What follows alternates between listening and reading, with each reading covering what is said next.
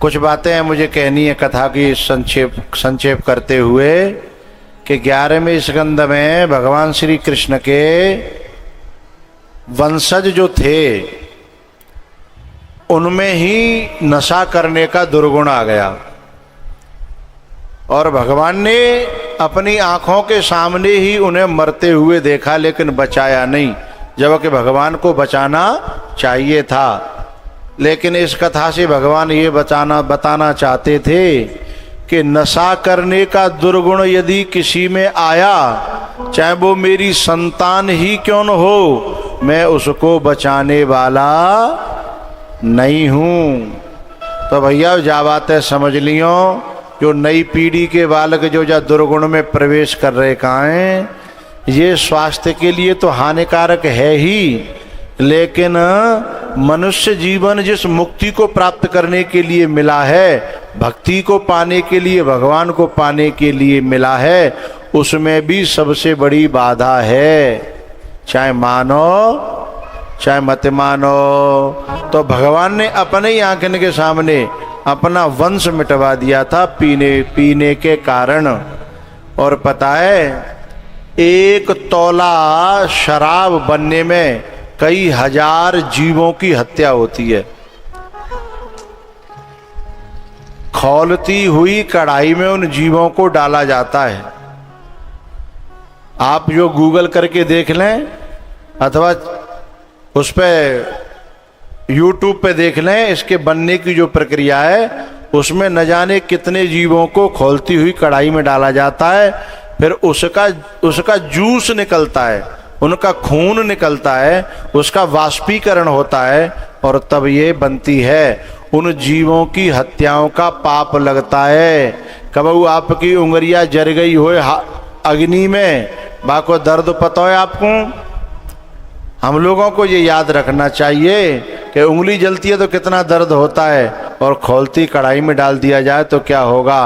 और कितने जीव जलते हैं उतनी बार हमको भी जलना पड़ेगा, क्योंकि कर्म का लेख मिटे नारे भाई, कोई लाख करो चतुराई, कर्म का लेख मिटे नारे भाई। तो भैया ये कथा जो संदेश देती है भगवान की, तो इन्होंने पी करके ऋषि मुनियों का अपमान भी किया था। तो भगवान ये भी बताना चाहते थे कि जब कोई अपने से बड़ों का, बूढ़ों का, बुजुर्गों का, संतों का अपमान करता है, उसको भी मैं बचाने वाला नहीं हूं। उसके बाद में भैयाओ 24 गुरुओं की कथा है दत्तात्रेय के, और 12वें स्कंद में सत्संग की महिमा, कलयुग के राजाओं की और कलयुग के धर्मों का वर्णन है। और अंतिम में सुखदेव जी महाराज ने परीक्षित जी से पूछा कि हे राजन, अब तुम्हारे मन का हाल क्या है, ये बताओ। तो परीक्षित जी ने कहा कि अब तो मन एक ही बात कह रहा है कि आप कथा सुनाते रहो और मैं कथा सुनता रहूं, और ऐसे ही जीवन का अंत हो जाए। कृष्ण कथा रस मीठो लागे, ये दुनिया को सुख फीको लागे, मोहे ना भावे संसार, मोहे ना भावे संसार, संहार राणा तेरी नगरी, मोहे ना भावे संसार। भैया परीक्षित जी महाराज ने कहा कि अज्ञानम च निरस्तम में ज्ञान विज्ञान निष्ठया, अब मेरा अज्ञान नष्ट हो गया है, मेरा देह से तादात्म्य था वो छूट गया है। अब मुझे मेरी देह से कोई लेना देना, चाहे सांप डसे, चाहे अग्नि में मिल जाए, चाहे पंचतत्वों में मिले, अब मैं इसमें नहीं हूँ। और जब कोई साधक ऐसा कहता है तो गुरु जी की खुशी का ठिकाना नहीं रहता है। नष्टो मोह स्मृतिर्लब्ध्वा त्वत्प्रसादान मयाच्युत। बोले मेरा मोह नष्ट हो गया है, तब प्रसाद मम मोह नशाना। राम रहस्य अनुपम जाना। गरुण जी महाराज कहते हैं काकभूषण जी से, ऐसे ही आप परीक्षित जी कहते हैं कि आपकी कृपा से मैंने राम का तत्व स्वरूप जान लिया है, अपना आत्म स्वरूप जान लिया है और मेरा मोह नष्ट हो गया है। भैया आप जितने यहाँ श्रोता इतने दिनों तक आए, यहाँ कथा के माध्यम से ये प्रयास किया गया कि पूरी तरह नहीं, तो जैसे मोह को खूंटा हो तो है ना, पूरी तरह नहीं उखड़े तो कम से कम हल तो जाए हैं, जिससे दोबारा फिर कभी प्रयास करो जाएगो तो फिर वो हलाया हो जाएगो, फिर प्रयास करो जाएगो फिर वो हलाया हो जाएगो, तो काउदना अपने आप उखड़ जाएगो। मोह को खूंटा, ममता को खूंटा। लेकिन प्यारियों एक काम ध्यान रखियो, ये खूंटा है ना, जब संसार की बरसात होती है मोह की और संसार के लोगों की, तो ये जड़ फोड़ने लगता है। पाखरे को पेड़ होता है ना, पाखरे को, बाकी डारे यदि काट के तुम कहूँ गाड़ दो तो फिर वो खूंटा ना रहती, वो पेड़ बन जाती है। तो साधकों का ये कर्तव्य होता है कि कृषि निरावय चतुर किसाना और जिम बुध तजय मोह मद माना, यानी सत्संग का चिंतन करते रहना चाहिए। जैसे आज हम तो यहाँ से रम जाएंगे, लेकिन आप लोगों को ये ध्यान करना है क्या कि कथा शरीर से मिले तो शरीर से, और नहीं तो मोबाइल से कथा को रोजाना सुनना चाहिए है। अपनों चलाए के धर दो और घर को काम करते कर से कर्म करो विदिनाना, और मन राखो जहां कृपा। कितना तेज बोलना पड़ रहा है मुझे।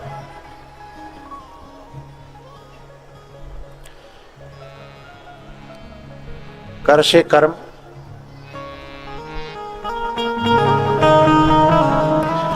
कर से कर्म करो विधि नाना, मन राखो जहां कृपा निधाना।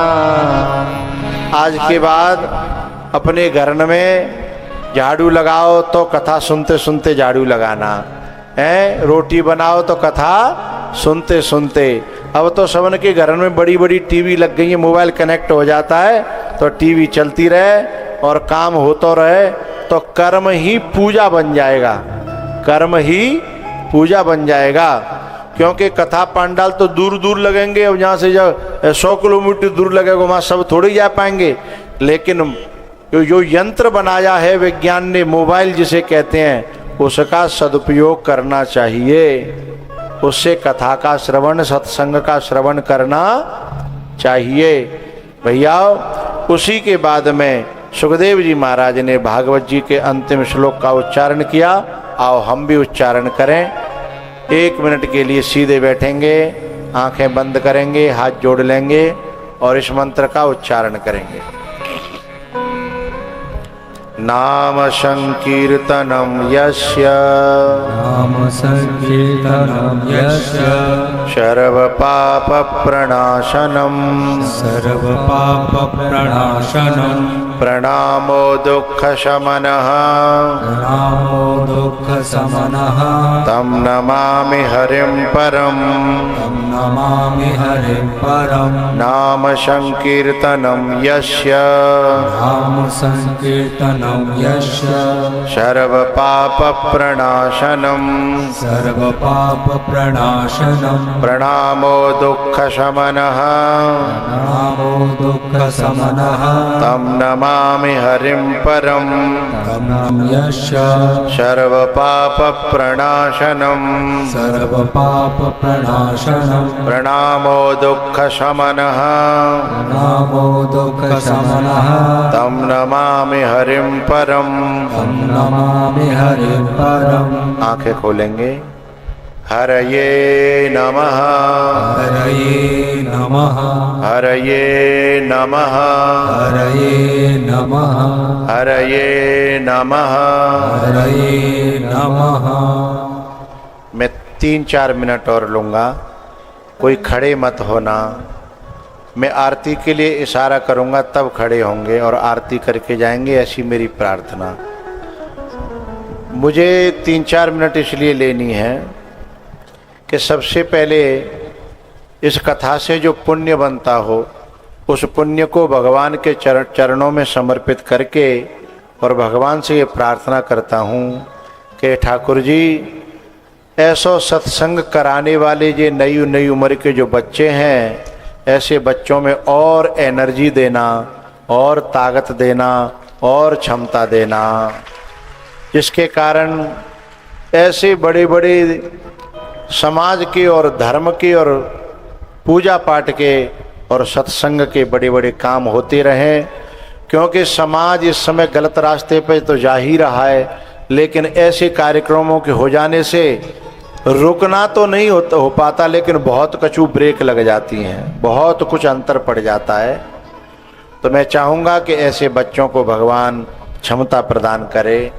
मैं भगवान से प्रार्थना करता हूँ कि हे भगवान, यहाँ पे जितने भी कार्यकर्ता हमारे जो कौरारी के और उनके साथ में जो बाहर के जो जिन्होंने व्यवस्थाएं संभाली, पूरी कोशिश करी, उन सभी बच्चों को जिन्होंने वाहनों की व्यवस्था, भोजन प्रसादी की व्यवस्था, पंडाल की सफाई की व्यवस्था, आगंतुकों के बैठाने की व्यवस्था जिन्होंने संभाली, उन सभी कार्यकर्ताओं को मेरा व्यासपीठ से शुभकामनाएं और दुआएं हैं। भगवान आपको खूब खुश रखे, भगवान आपकी जीवन में खूब तरक्की दे और खूब खुश रहो।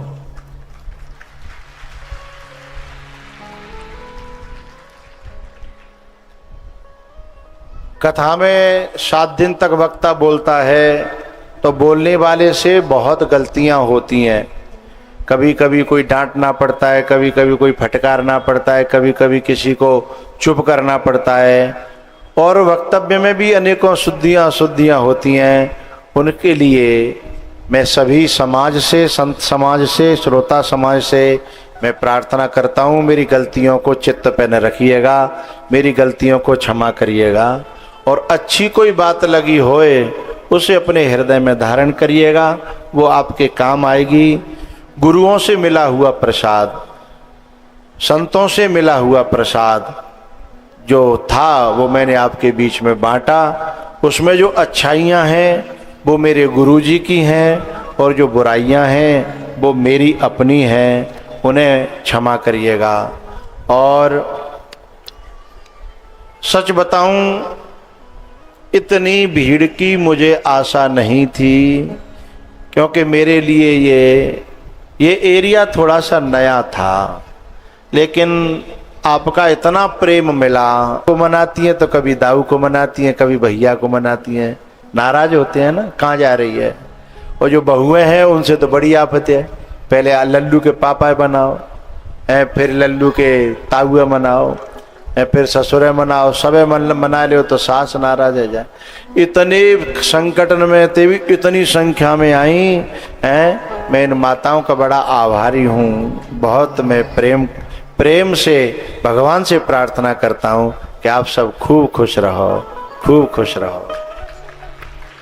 जितने श्रोता बाहर से न जाने कहाँ से, अन्य जिलाओं से, अन्य प्रदेशों से भी श्रोता लोग आए, मैं आप सबका आभारी हूँ। भगवान से प्रार्थना करता हूँ खूब खुश रहो। संत भगवानों के चरणों में तो मैं प्रणाम कर सकता हूँ, उनका आशीर्वाद मेरे ऊपर खूब है। आप सब लोग जब ऐसे कर देते हो ना तो बस लगता है कि परमात्मा मिल गया है। मैं बहुत चरणों में बार बार प्रणाम करता हूँ। मेरी सेवा में कोई कमी नहीं रही है। मेरे साथ में आए हुए लोग भी बहुत खुश हैं।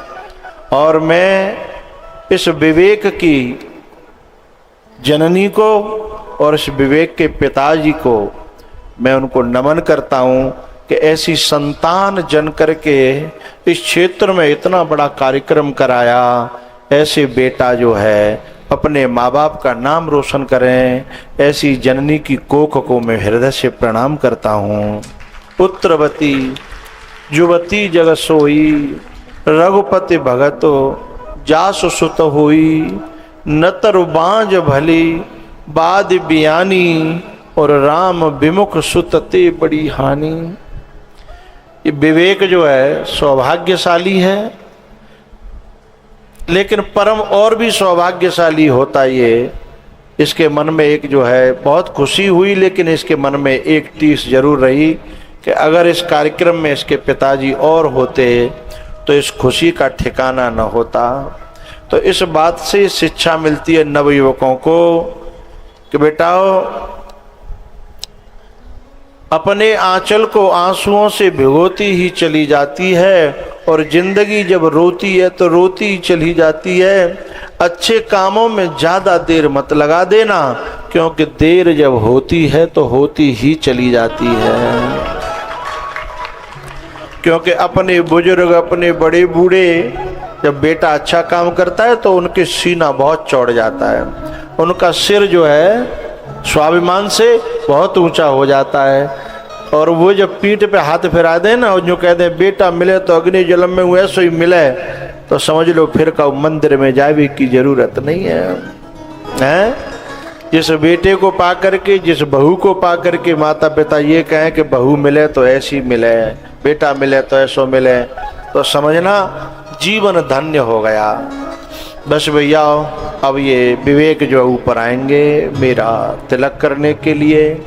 आप 2 मिनट 1.5 मिनट और बैठे रहेंगे, फिर मैं आरती के लिए इशारा करूं तब आरती करेंगे, फिर अपने घर प्रस्थान करेंगे।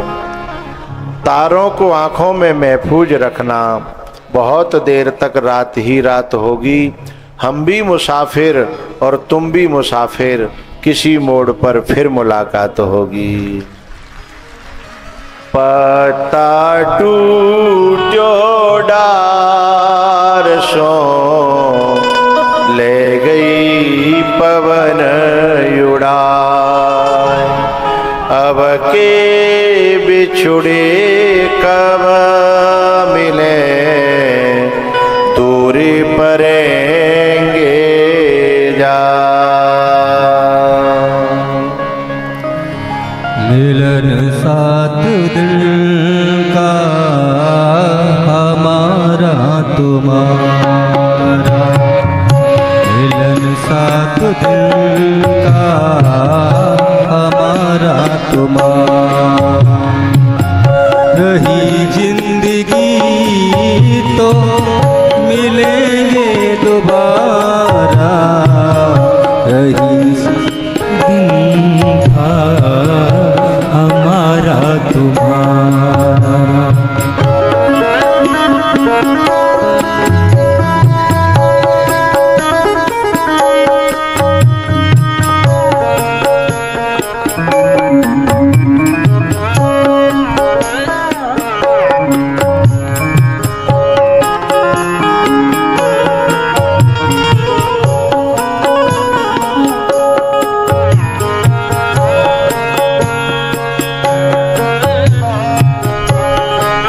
ऊपर और कोई भी नहीं आएंगे, ये केवल जो है परीक्षित के विवेक के अलावा जो कार्य जो कराता है ना उसके अलावा।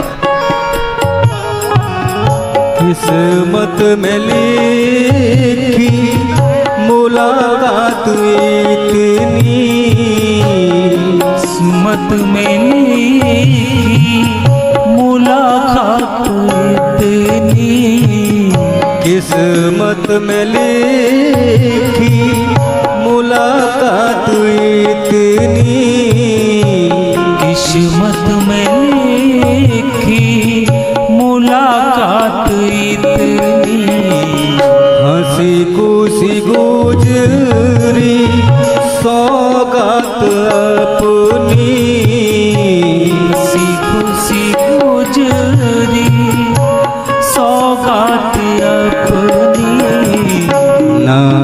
जाने कब ऐसा मिलेगा गुजारा, मिलन साथ दिन का